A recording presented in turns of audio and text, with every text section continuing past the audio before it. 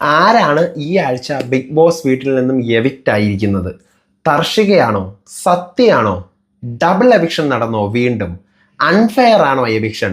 എവിക്ഷന്റെ അപ്ഡേറ്റുമായിട്ടാണ് ഞാൻ വന്നിരിക്കുന്നത്. പറയാം.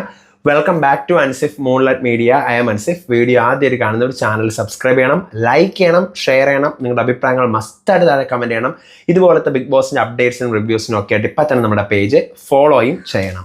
അപ്പോൾ ഈ ആഴ്ചത്തെ എവിക്ഷനിൽ മൊത്തം 9 പേരുണ്ടായിരുന്നു. സൗന്ദര്യ, സത്യ, പവിത്ര, അരുൺ, ജാക്ലിൻ, റയാൻ, തർഷിക, വിശാൽ, അൻഷിത, ഇവരെത്രയാണ് ഉണ്ടായിരുന്നത്. ഞാൻ അറിഞ്ഞത് 2 പേര് ഔട്ടായി എന്നാണ്. സത്യയാണ് ശനിയാഴ്ചത്തെ എപ്പിസോഡിൽ ഔട്ടായതെന്നാണ് അറിഞ്ഞത്.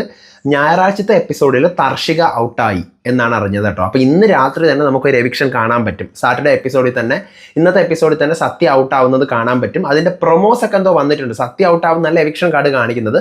സത്യയാണ് ഇന്നത്തെ എപ്പിസോഡിൽ ഔട്ട്. നാളത്തെ എപ്പിസോഡിൽ തർഷികയാണ് ഔട്ട്. ഇനി ഇത് ഫെയർ ആണോ എന്ന് വെച്ച് കഴിഞ്ഞാൽ എനിക്കിത് ഫെയർ ആയിട്ടാണ് തോന്നുന്നത് കേട്ടോ. കാരണം പിന്നെ ബാക്കിയുള്ളത് പവിത്ര, നമുക്ക് കമ്പയർ ചെയ്യാൻ പറ്റുന്ന കുറച്ച് പേര് പറയാം. പവിത്രയും അൻഷിതയും റയാനും മാത്രമേ ഇവരോട്ട് കമ്പയർ ചെയ്യാൻ പറ്റത്തുള്ളൂ. വിശാലും ഉണ്ട്.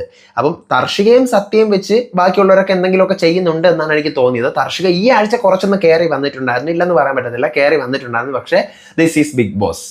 ഇത്രയും നാൾ തർഷിക അതിനകത്ത് കാണിച്ചു കൂട്ടിയതും ആദ്യത്തെ ഒരു 4 ആഴ്ച കഴിഞ്ഞ് 5ാമത്തെ ആഴ്ച മുതലുള്ള തർഷികയുടെ ആ ഒരു കാറ്റുപോയ ബലൂണും വിശാലിനുമായിട്ടുള്ള ഒരു ഫേക്ക് ലവ് ട്രാക്കും ഒക്കെയാണ് ഇതിന് കാരണം.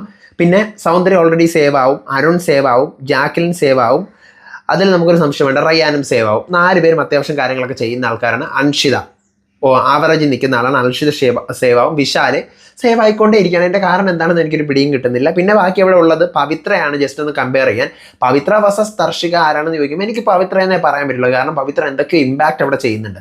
തർഷിക ഫുൾ വേറെ എന്തൊക്കെയോ വേറെ മോഡിലാണ് തർഷിക അവിടെ നിൽക്കുന്നത്. സോ 2 പേര്, പവിത്രയും സത്യയും തർഷികയാണ് എവിക്റ്റ് ആയിരിക്കുന്നത്. നമുക്ക് ഇന്നത്തെ എപ്പിസോഡിൽ കാണാം.